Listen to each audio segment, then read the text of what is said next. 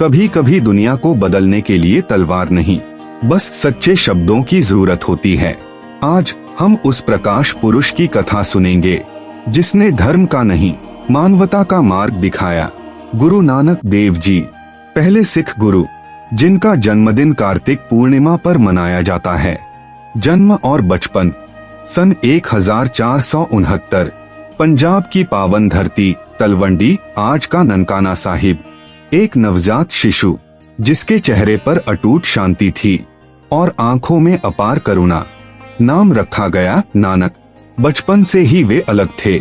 सवाल पूछते, ईश्वर एक ही है तो लोग धर्म के नाम पर क्यों बंटते हैं? वे अक्सर ध्यान में बैठ जाते, पक्षियों से बातें करते, पेड़ों को गले लगाते। उनकी आत्मा मानो सत्य की खोज में थी।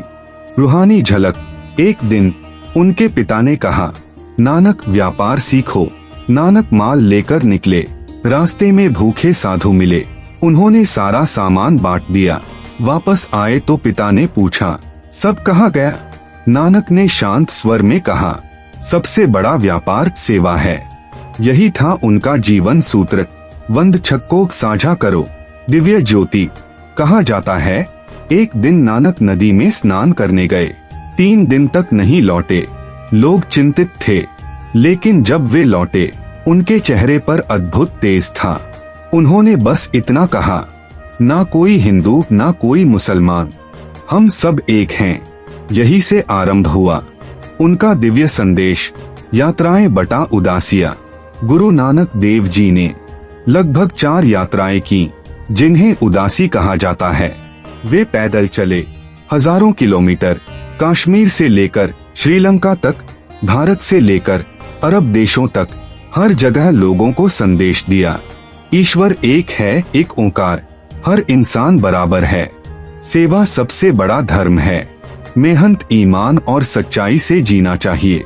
उन्होंने मंदिरों, मस्जिदों, धर्म ग्रंथों और समाज की हर परंपरा पर संवाद किया, पर किसी की निंदा नहीं, सिर्फ सत्य की खोज।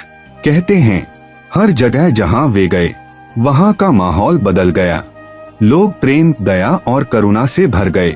उनकी शिक्षाएं, एक एक ओंकार, सृष्टि का रचिता एक है। हर धर्म, हर जाति के पार वही है।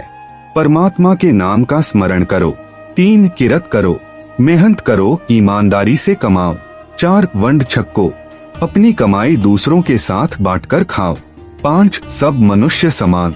उन्होंने कहा, न कोई बड़ा न कोई छोटा, सब एक ही ईश्वर की संतान। 6 महिलाओं का सम्मान। उन्होंने पूछा, जिस स्त्री से राजा भी पैदा होते हैं, उसे छोटा कैसे कहा जा सकता है? लंगर की शुरुआत। एक दिन लोगों ने जाति पांत की बात की। गुरु नानक जी ने सभी को साथ बैठाकर भोजन कराया। यहीं से शुरू हुआ। आज भी दुनिया भर में गुरुद्वारों का लंगर कोई भूखा नहीं रहने देता। अंतिम समय में उन्होंने सत्ता, धन, ग्रंथ कुछ नहीं मांगा, बस कहा, सत्य ही ईश्वर है। गुरु नानक देव जी का संदेश सिर्फ धार्मिक नहीं, जीवन का मार्गदर्शन है। वाहे गुरु जी का खालसा, वाहे गुरु जी की फतेह। अगर आपको ये कथा हृदय को छू गई तो लाइक शेयर जरूर करें, कमेंट्स में लिखें वाहे गुरु। और ऐसे ही आध्यात्मिक कथाओं के लिए चैनल सब्सक्राइब करें।